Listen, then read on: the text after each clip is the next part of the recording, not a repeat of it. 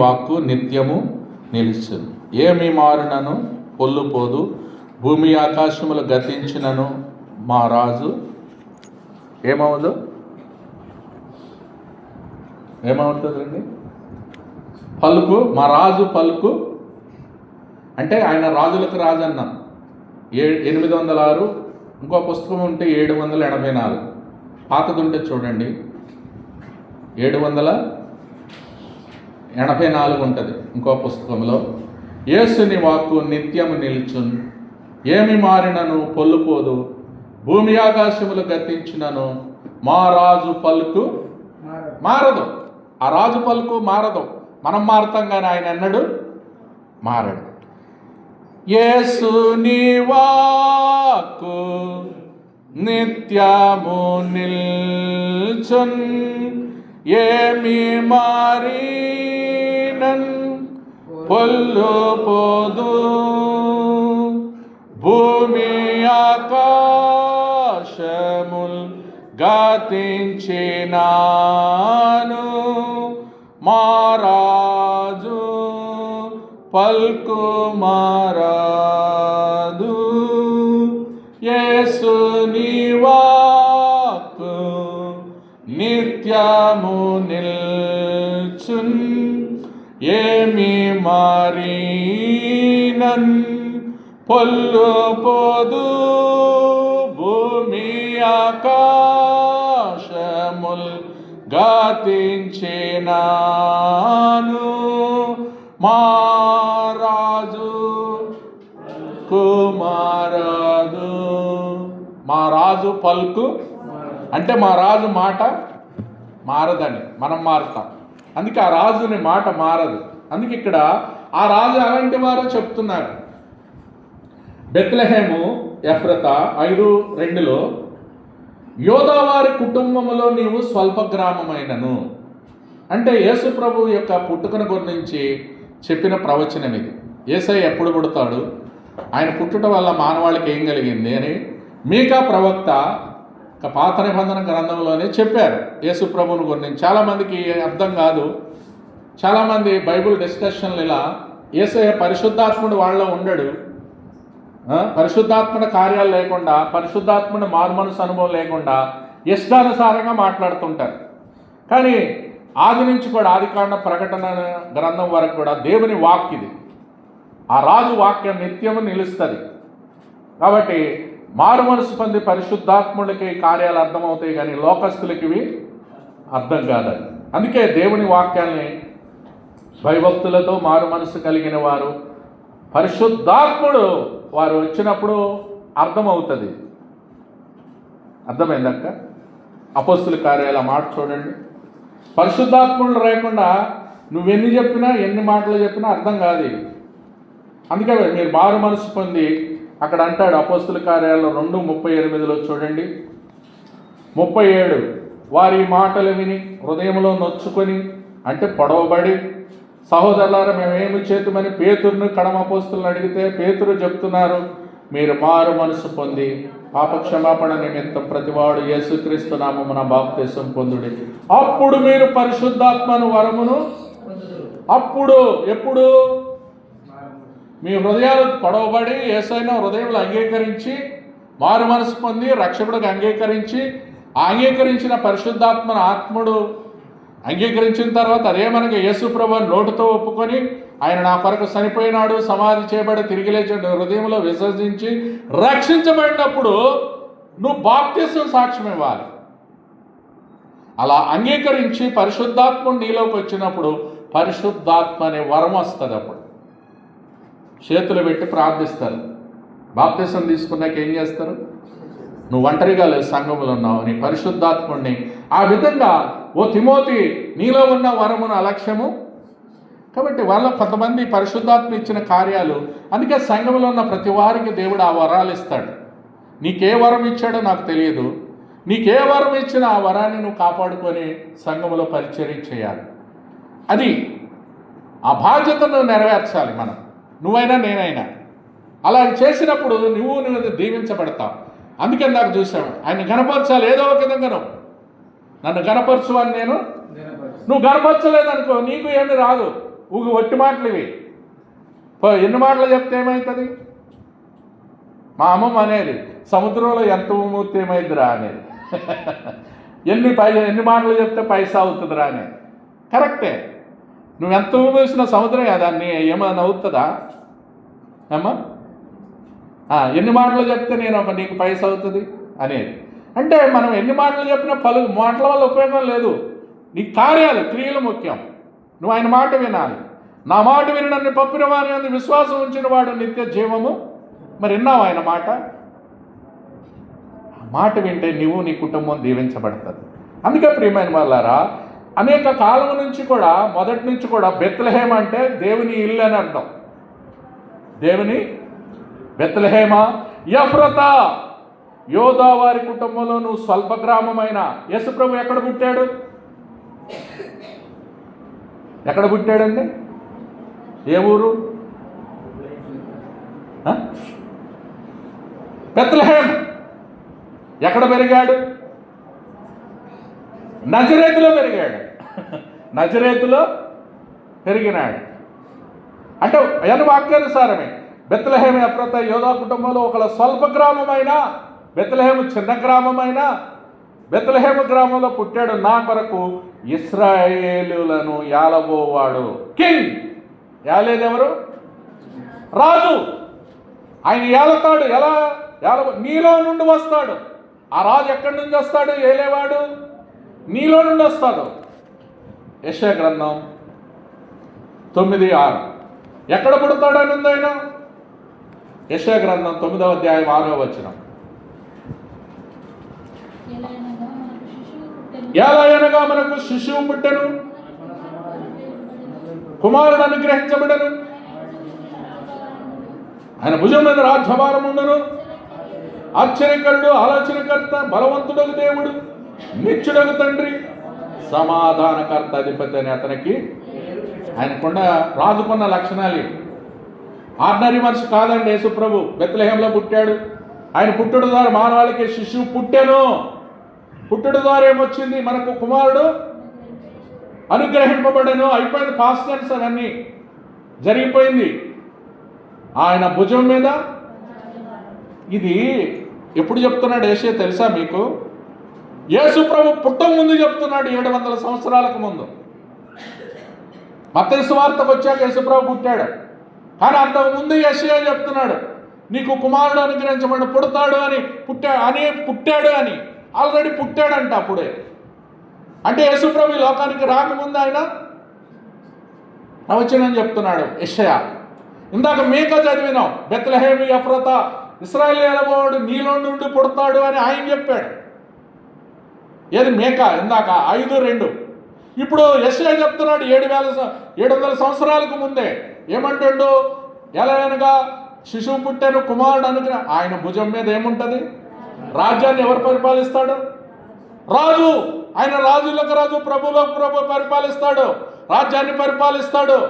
అంత మాత్రమే కాదు, ఆయనకున్న పేర్లు ఆశ్చర్యకరుడు, వండర్ఫుల్ గాడ్, ఆలోచనకర్త, బలవంతుడగు దేవుడు, మైటీ అంటే ఆయన బలవంతుడు, నిత్యుడగు తండ్రి, సమాధానకర్త, ప్రిన్స్ ఆఫ్ పీస్. ప్రిన్స్ అంటే రాజు. ఇప్పుడు ఇటలీలో ఉన్న ప్రిన్స్ అంటారు రాజుని. ఆయన కూడా ప్రిన్స్ ఆఫ్. చూడండి ఆయనకున్న పేర్లు ప్రియుల. ఆయనకి ఎన్ని పేర్లు ఇచ్చాడు. కాబట్టి యేసు ప్రభు పుట్టక ముందు ఆయన ఆర్డినరీ మనిషి కాదండి. ఎందుకు వచ్చాడు ఈ లోకానికంటే? ఆయన అందుకే అంటున్నాడు ఇక్కడ, బెత్లెహేము ఎఫ్రతా నీలో పుట్టువాడు ఎలా నుంచి వస్తాడు? ఆయనలో ఉన్న యాలబోవాడు నీలో నడుచును. పురాతన కాలం మొదలుకొని శాశ్వత కాలం వరకు ఆయన. పురాతన కాలం ఎప్పుడో పురాతన కాలం మన పితృలు, అక్కడ మొదలుకొని శాశ్వత కాలం, ఎండింగ్ వరకు, ఇంకా జరగబోయే కాలం వరకు కూడా శాశ్వతం, ఎటర్నల్ లైఫ్ జరిగేదాని గురించి. అందుకే పురాతన కాలం మొదలుకొని శాశ్వత కాలం వరకు ఉన్న దేవుడు మన దేవుడు. ఆ యాలబో ఇశ్రాయేలు దేవుడు నీలో నుండి వస్తాడని, బెత్లెహేంలో పుడతాడని మీకా ప్రవక్త చెప్తున్నాడు. అర్థమైందాక? అలాంటి ప్రవచనాలు యెషయా చెప్తున్నాడు. మరి మోషే కూడా చెప్తాడు ప్రవక్త పుడతాడు అని. నాకంటే గొప్ప ప్రవక్త మీలో మోషే చెప్పాడు. ఆదికాండం 3:15 ఉంది. ఈ ప్రవచనాలన్నీ ఎవరిని గురించి చెప్తున్నారు? ఆదికాండం 3:15. అందుకే యాలబోవాడు రాజు, ఆ రాజులకు రాజు, ప్రభులు ప్రభు మనం కలిగి ఉన్నాం. 3వ అధ్యాయం 15వ వచనము, మరియు నీకును స్త్రీకిని నీ సంతానమున ఆమె సంతానమునకును వైరంగులుగా చేసేదను. అది నిన్ను, అది అంటే ఆయన అని రాశారు చూడండి అక్కడ. అది ఆయన, ఆయనకు అంటే ఆయన ఎవరు? యేసు ప్రభు వారు కాదు. ఆయన నిన్ను తల మీద కొట్టును, నీవు దాన్ని మడమ మీద కొట్టుదు అని చెప్పాను. ఆ స్త్రీ చూడండి, ఆయన పుట్టక ముందే ఆదికాండం 3:15లోని వైరం. అందుకే సైతాను తలను చితకదొక్కడానికి ఆయన ఈ లోకానికి వచ్చాడు. అందుకే ప్రియమైన వాళ్ళారా, మన పితరులు ఆదాములు అవ్వలు సైతానుడు రాకముందు వాళ్ళ పాపమేమి లేదు, పరిశుద్ధంగా చేశాడు దేవుడు. మానవులందరిని ఎలాగున్నారు? సర్వలోక సృష్టికర్త, సృష్టిని చేసిన దేవుడు ఆదామును కూడా అలా తయారు చేసినప్పుడు మనతో నిర్మించి పని జీవవాయువుగా నరుడు జీవాత్మ. అప్పుడు వచ్చింది ఆత్మ. ఆ పరిశుద్ధాత్మ వచ్చి వాళ్ళని ఏలమని చెప్తే వాళ్ళు మంచిగా ఉన్నారు అప్పుడు దాకా. అలా ఉంటూ వస్తే మరి ఎలా ఉండేదో సృష్టి మనకు తెలియదు. పాపం అనేది లోకంలోనికి వచ్చేది కాదు. కానీ అలాగ లేకుండా మీరు ఇది చేయొద్దని ఒక ఆజ్ఞ పెట్టాడు. అంటే ఫ్రీడమ్ ఇచ్చాడు మనకు, స్వేచ్ఛనిచ్చిన దాన్ని వాళ్ళిద్దరూ దుర్వినియోగం చేశారు. ఆ స్వేచ్ఛను వాళ్ళు ఇచ్చేసి ఆ ఇష్టానుసారంగా చేయొద్దని ఏమిచ్చారో ఆ పాపం మనలోనికి వచ్చింది. ఇప్పుడు ఆ పాపం వలన ఆనాటి నుంచి మొదటి ఆదాము పాపము చేసి ఆజ్ఞ అతిక్రమించి పాపము చేసి ఆ రోజే చనిపోయినాడు. ఆత్మ ద్వారా శరీరంగా జీవించారు, పిల్లలు కన్నారు, అంత బతికారు. ఇప్పుడు ఆ తప్పుని సరిచేయటానికి కడపటి ఆదాము అనే యేసు ప్రభు రావాల్సి వచ్చింది. అది రెండో ఆదాముగా యేసు ప్రభు కడపటి ఆదాము. మొదటి ఆదాము ఆయన తప్పు చేశాడు. రెండో ఆదాము కడపటి ఆదాముగా ఈ లోకానికి కన్యక గర్భమందు 2025 సంవత్సరాల క్రితం పుట్టాడు. ఆయన పుట్టిన తర్వాత క్యాలెండర్స్ మారిపోయినాయి. క్రీస్తు శకం క్రీస్తుకు పూర్వం అని. ఆ నాటి నుంచి ఇప్పుడు బెత్లెహేంలో పుడతాడని. ఎందుకు పుట్టాడు యేసు ప్రభు అంటే ఆయన పుట్టుట ద్వారా సర్వమానవాళికి రక్షణ కలిగినది. పాపాన్ని తీసివేయడానికి ఆయన ఈ లోకానికి వచ్చినాడు. పాపులను రక్షించడానికి వచ్చాడు. సమృద్ధి అయిన జీవం ఇవ్వడానికి ఆయన ఈ లోకానికి వచ్చినాడు. అంత మాత్రమే కాదు, జీవితకాలం అంతయు మరణ భయము చేత దాస్యముకు లోబడిని విడిపించడానికి ఆయన ఈ లోకానికి వచ్చినాడు. నిన్ను నన్ను కృప చేత ధనవంతులు ఐశ్వర్యవంతులను చేయడానికి వచ్చాడు. ఆయన దరిద్రుడిగా ఈ లోకానికి పశువుల పాకలు ఎందుకు వచ్చాడు? సమృద్ధి అయిన జీవము సేవ చేయడానికి వచ్చాడు. చేయించబడడానికి మనకు చేయాలి అందరం, మనం ఏమి చెయ్యం. కానీ ఆయన సేవ చేయడానికి ఈ లోకానికి వచ్చినాడు. సేవ చేయడానికి వచ్చినాడు, తగ్గించుకున్నాడు, రిక్తునిగా చేసుకున్నాడు.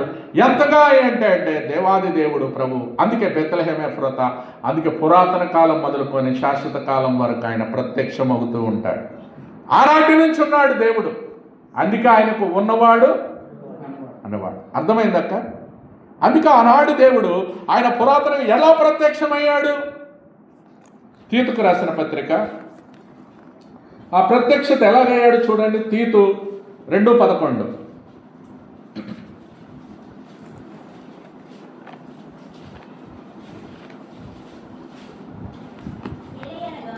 ఎలాగనగా సమస్త మనుషులకు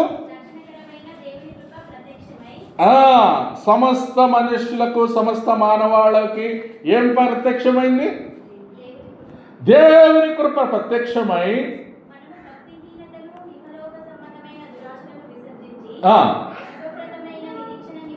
నిమిత్తము అనగా మహాదేవుడును మన రక్షకుడైన యేసుక్రీస్తు మహిమ యొక్క ప్రత్యక్షత కొరకు ఎదురు చూచుచు ఈ లోకములో స్వస్థ బుద్ధితోనూ నీతితోనూ భక్తితోనూ బ్రతుకుచుండవాలని మనకు చూడండి.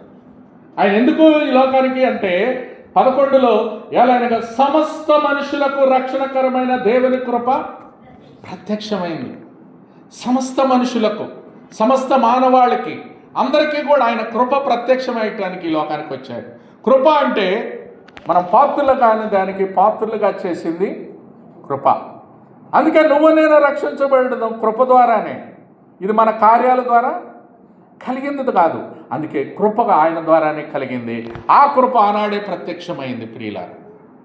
ఆయన ప్రత్యక్షం అవడం ద్వారా సర్వ మానవాళి కొరకు, అందుకే ఆయన మహాదేవుడును. చాలామంది బైబిల్లో దేవుడు అని ఎక్కడ ఉందండి? మహాదేవుడు అంటే ఎవరు? ఆయన మహాదేవుడు. మన ప్రభు అయిన యేసుక్రీస్తు ప్రభు. ముగ్గురు రావట్లేదండి ఆయన. మహాదేవుడును మన రక్షకుడైన యేసుక్రీస్తు అంటే ప్రభు ప్రత్యక్షత కొరకు ఎదురు ఈ లోకంలో స్వస్థ బుద్ధితోనూ నీతితో భక్తితో బ్రతుకుతుండడం వల్ల మనకు ఏం బోధిస్తున్నాడు? పరిశుద్ధాత్ముడు బోధిస్తున్నాడు. మహాదేవుడు తండ్రి అయిన దేవుడు, కుమారుడైన యేసుక్రీస్తు ప్రభువుగా పరిశుద్ధాత్ముడు కార్యాలు మనకు తండ్రి కుమారుడు అనేది క్లియర్ కనపడట్లేదక్క. మరి ఏంది డౌట్? అందుకే ప్రియులారా, ఈ వాక్యానుసారంగా అందుకే ఆ మహిమ ప్రత్యక్షమైంది ఈ లోకం. రెండోది కృప ప్రత్యక్షమైంది. మూడో చూస్తే యేసుక్రీస్తు మహిమ యొక్క ప్రత్యక్ష కొరకు ఎదురు చూస్తున్నాం. ఆ మహిమ కొరకు మనం ప్రత్యక్షత కొరకు ఎదురు చూస్తున్నాం. మూడోదిగా చూస్తే 3వ అధ్యాయము తీతు పత్రిక 5వ వచనం 4 నుంచి, మన రక్షకుడైన దేవుని యొక్క దయయు ప్రేమయు ప్రత్యక్షమైంది. లవ్. ఆయన ప్రేమ కృపే కాదు, ఆయన మొట్టమొదట ఆయన ప్రేమ కూడా ప్రత్యక్షమైంది, ఆయన కృప ప్రత్యక్షమైంది, ఆయన మహిమ కూడా ప్రత్యక్షమయ్యాడు. ఆనాటి నుంచి పురాతన కాలం మొదలుకొని శాశ్వత కాలం వరకు ఈనాటి వరకు ప్రత్యక్షం అవుతూనే ఉన్నాడు. ఆదినున్న దేవుడు, ఆనాడున్న దేవుడు, ఆది అందు భూమి ఆకాశాలను సృజించిన దేవుడు ఈనాడు కూడా ఉన్నాడు. ఉన్నవాడు అనువాడు, ఆయనకు అందుకే పేరు. అందుకే ఆనాడు పరిశుద్ధాత్ముడు ఉన్నాడు మనలో. ఆ దేవుడు ప్రేమ ద్వారా ప్రత్యక్షమయ్యాడు, కృప కొరకు ప్రత్యక్షమయ్యాడు, ఆ ప్రేమ కొరకు ప్రాణం పెట్టినాడు. ఆయన నువ్వు నేను మహిమపరచాలి ఆ మహాదేవుణ్ణి, గొప్ప రక్షకుడిని. అందుకే గ్రేట్ గాడ్ మహాదేవుడు మన రక్షకుడైన యేసు ప్రభు. అలాంటి గొప్ప దేవుడిని కలిగాం. ఎందుకు? ఇంకొక మహిమ. ఎందుకు ప్రత్యక్షత? 1 యోహాను పత్రిక 3:5 ఇంకొక మాట చూడండి. 4వదిగా ఇక్కడ 3 చూసాం ఆ ప్రత్యక్షతను వర్ణించి. 1 యోహాను 3:5 పాపములను తీసివేయుటకై ఆయన ప్రత్యక్షమైన మీకు ఆయన యందు పాపమేమీ లేదు. పరిశుద్ధుడు. ఆయన పాపాలను తీసివేయడానికి ప్రత్యక్షమయ్యాడు. నీలో నేను ఘోర పాపలో మనం అందరం. ఈ పాపాలను తీసివేయడానికి ఆయన ప్రత్యక్షమయ్యాడు. తాను తగ్గించుకొని రిక్తుడిగా తీసుకొని ఈ లోకానికి రావాల్సి వచ్చింది. పాపములను తీసివేయడానికి ఆయన ప్రత్యక్షమయ్యాడు. అర్థమైందక్క? ఆయన ప్రత్యక్షత పురాతన కాలం మొదలుకొని ఆ కింగ్ శాశ్వత కాలం వరకు ఎందుకు ఉంటున్నాడు? పాపములను తీసివేయడానికి ఆయన ప్రత్యక్షమయ్యాడు. తర్వాత 8వ వచనం, అపవాది మొదటి నుండి పాపము చేయుచున్నాడు గనుక అపవాది సంబంధి అపవాది యొక్క క్రియలను లయపరచుటకే దేవుని కుమారుడు. అదోదిగా ఇంకొకటేంటి? పాపము తీసివేయటం నీలో మాలో కాదు. అపవాది ఆ సాతానుడి యొక్క తలను చితకదొక్కడానికి ఈ లోకానికి వచ్చాడు. ఆయన ఎందుకు వచ్చాడు? సాతాను తలను చితకదొక్కడానికి ప్రత్యక్షమయ్యాడు. రోమీయులకు రాసిన పత్రిక 16:20 రోమా. అందుకు ఆయన ప్రత్యక్షత పురాతన కాలం మొదలుకొని ఎందుకు ప్రత్యక్షమవుతున్నాడు అంటే, ఎందుకు? సమాధానకర్తయగు దేవుడు సాతానును మీ కాళ్ళ కింద శీఘ్రముగా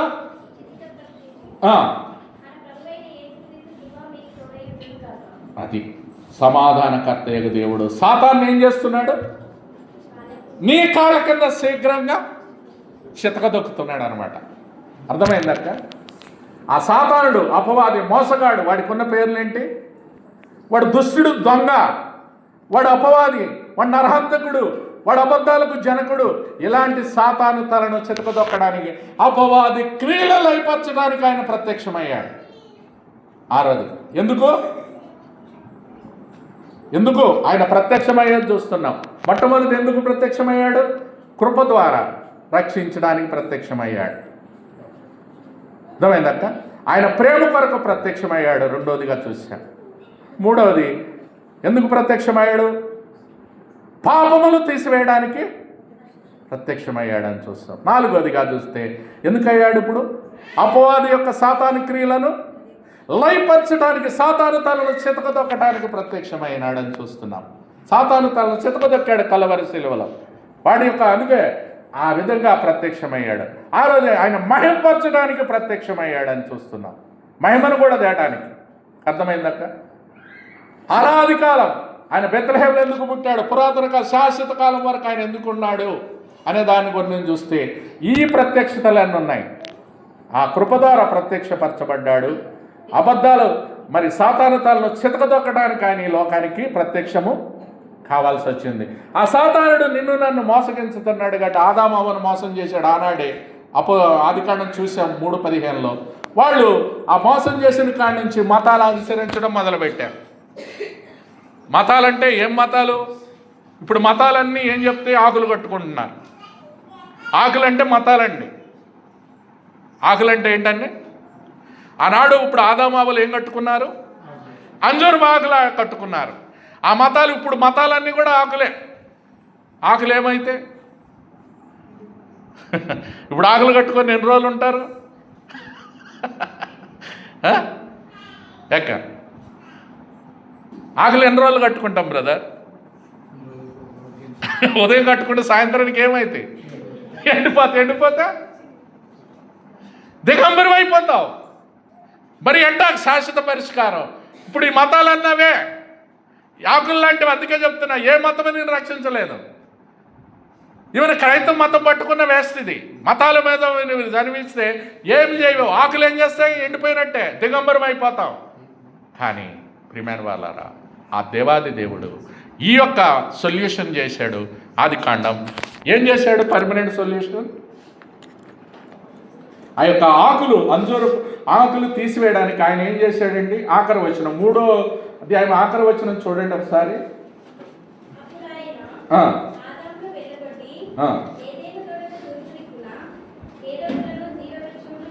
21 అక్క, 21 3:21. దేవుడైన యెహోవా ఆదామునకు అతని భార్యకు చర్మపు సొక్కాయలను చేయించి వారికి. చర్మం ఎక్కడి నుంచి వస్తుంది? జంతువు నుంచి వస్తుంది. ఇప్పుడు చర్మం రాలంటే ఇప్పుడు నువ్వు చెప్పులు కొట్టాలంట ఆవును ఏదైనా సంపాలి కదా. ఆ చర్మము నుంచి ఏం చేస్తారు?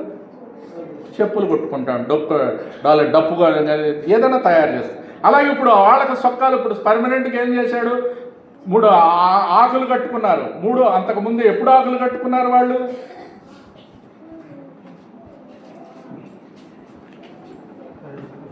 అన్నా ఈ ఆకులు తీసివేస్తానికి. అందుకే చర్మపు సొక్క అంటే గొర్రెను చంపి ఆ గొర్రెను ఏం చేశాడు? చంపేసి ఆ చర్మపు సొక్కలు పర్మనెంట్ సొల్యూషన్ చేశాడు.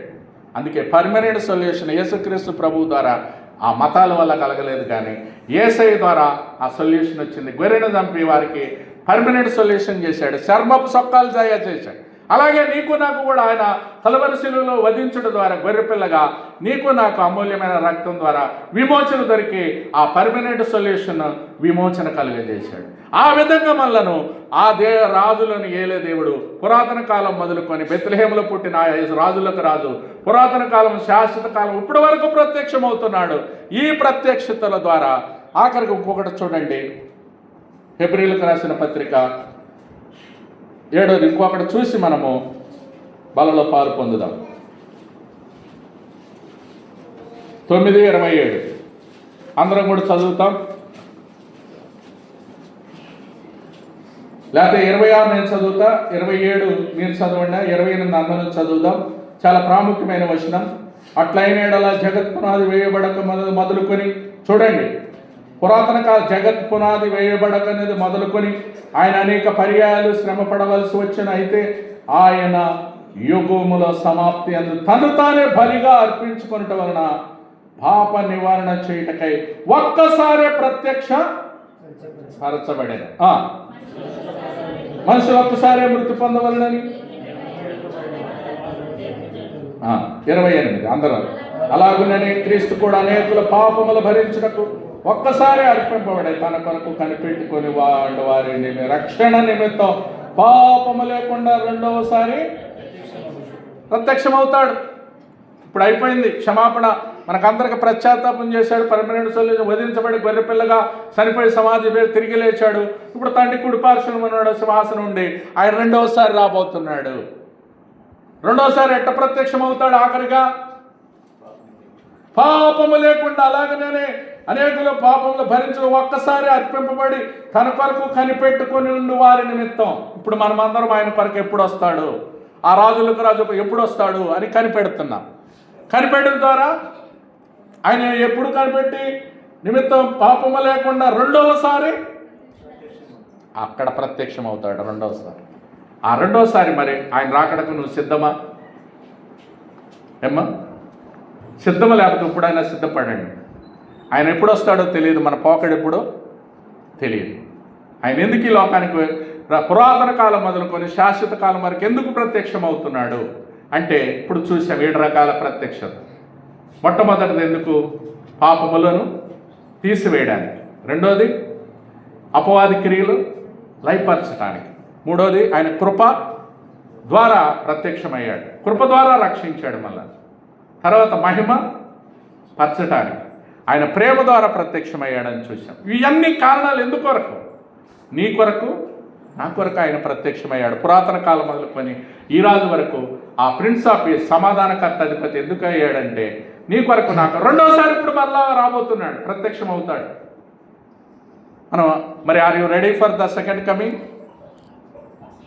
ఏమ్మా ఆ రెండోసారి రాకడానికి నువ్వు సిద్ధమా? సిద్ధపడకపోతే ఇప్పుడన్నా సిద్ధపడు. ప్రభువా నా పాపములు క్షమించు, నీ కృప ద్వారా నన్ను రక్షించుకో, నా ఇంటికి నువ్వే యజమానుడు, నన్నేలు. ఇప్పుడు ఎవరు నేలాలి? ఆయన ఆ ఏలే, పురాతన కాలము శాశ్వత కాలం ఏలే, ఆ రాజు, ఆ ప్రిన్స్ ఆఫ్ ప్రిన్స్కి నీకు అధికారము, నీ కుటుంబంలో నువ్వు ఆయనకు ఏలే అధికారం ఇవ్వాలి. నీ మీద ఏమి ఇవ్వాలి నువ్వు? ఆ అధికారం ఇవ్వకపోతే ఆయన రాడు నీ దగ్గరకు. ఆ ఫ్రీడమ్, ఆ స్వేచ్ఛను నీకు ఇచ్చాడు. నువ్వేం చేయాలంటే ఆయనను నీ హృదయంలోనికి ఆహ్వానించాలి. ఆయన తలుపు యొద్ద నిలుచుండి తట్టుచున్నాడు. ఎవడైనా స్వరం మీద తలుపు తీసి ఆయన ఆహ్వానిస్తే ఆయన నీతో కూడా కలిసి, చూడండి ఏం చేస్తాడు. ఇప్పుడు 3:20 ప్రకటన గ్రంథం. ఇప్పుడు ఆ 3:20 ప్రకటన గ్రంథంలో ఆయన ఏం చేస్తాడు? ఇప్పుడు నీతో కూడా కలిసి, మరి ఆ భోజనం చేసే బలలో మనం పాలు పొందుతున్నాం కదా. 3:20 ఇదిగో తలుపునొద్ద నిల్చుండి తట్టుచున్నారు. ఎవడైనా నా స్వరం విని తలుపు తీసిన ఎడల నేను అతని యొద్దకు వచ్చి అతనితో, నేనును నాతో కూడా అతను భోజనము. చూడండి ఎంత ధన్యులు అంటే సహవాసం. అది మనతో భోజనం చేసే భాగ్యం ఇచ్చినాడు. ఇప్పుడు నువ్వేం చేయాలి? తలుపు తీసి ఆ భోజనం చేయడానికి మరి నువ్వు ఆర్ యు యాక్సెప్టెడ్? నువ్వు అంగీకరించావా దేవుణ్ణి? అంగీకరిస్తే ధన్యతలు వస్తాయి. ఆ రాజునికి నువ్వేమివ్వాలి? నీ కుటుంబం అంతటి మీద అధికారం ఇవ్వాలి, నీ అంతటి మీద అధికారం ఇవ్వాలి. ఆయనే ప్రథమ స్థానం ఇవ్వాలి. ఇందాక చెప్పాను, ఆ జెస్సికా, ఆ యొక్క ఆమె జమీమా జెస్సికా పేరు ఎలా గర్వపరిచింది? కోట్ల మంది ముందు యేసయ్యకు థ్యాంక్స్ చెప్పింది. మరి నువ్వు చెప్తున్నావా? ఒక ఆడపిల్ల, క్రికెట్ ఆడే పిల్ల యేసయ్యని గురించి ఏం చేసిందండి? వీరవనిత అనాలా? ఆమె మామూలు పిల్ల అనకూడదు. ఏమనాలా? వీరవనితే జమీమా. ఈరోజు కూడా ఆడుతుంది, ఉంది, ఫైనల్ మ్యాచ్ ఉంది ఈరోజు. ఎవరితో? సౌత్ ఆఫ్రికాతో జరుగుతుంది. అంటే మన దేశం తరపున ఆమె యేసయ్యని ఏం చేసింది? ఉన్నత స్థలాల్లో నిలబెట్టింది. మరి అలా చేస్తున్నామండి. నీకు ఆ ప్రార్థన జీవితం ఉందా? ఆమె గ్రౌండ్లో ప్రార్థన చేసుకుంటుంది. యెహోవా యుద్ధం నా పక్షాన చేస్తాడని చెప్తుంది. వాక్యాన్ని కనపరుస్తుంది, ప్రార్థన చేస్తుంది, ఆయన కొరకు కనిపెడుతుంది, రాకడ కొరకు, సెకండ్ కమింగ్ కొరకు చూస్తుంది, ఆయన కనపరుస్తుంది. మరి ఇన్ని లక్షణాలు ఆమెలో ఆ పాప. ఆమెను గురించి ఎంత చెప్పినా తక్కువే, మనం ఏం చెప్పలేము. ఏమ్మా మరి మనం ఆమెను గురించి 24 ఏళ్ల పాపను గురించి నేర్చుకోవాలా? చాలా ఉంది, ఎంత నేర్చుకున్నా తక్కువే. మరి మనకి ఎంత వయసు అవుతుంది, మరి మనమేమి కనపరుస్తున్నాం యేసయ్యను? నీ జీవితంలో ఆయనకు ప్రథమ స్థానం ఉందా? లేకపోతే ఈరోజు ఆయన తలుపునట్టు నిలుచుండి తట్టుచున్నాడు, కుమారి, కుమారుడా, కుమార్తె, సహోదరి, సహోదరుడా, నీతోనే సహవాసం చేయాలని చూస్తున్నా. మరి నువ్వు ఎవరితో సహవాసం ఉంది? నీ సహవాసం దేవుని బిడ్డలతో ఉందా, దేవునితో ఉందా, లేకపోతే లోకముతో ఉందా? ఒకసారి చూసుకో. తలుపునెద్ద నిలుచుండి తట్టుచున్నాను, ఎవడైనాను నా స్వరం విని ఆ తలుపు తీస్తే నేను అతనితో కలిసి భోజనము. అది ఆ భోజనం వాళ్ళ దగ్గరకు వచ్చాం. వాళ్ళని మనం పరీక్షించుకుందాం, పాలు పొందుదాం. రండి, మోకాళ్ళ మీద వస్తాం.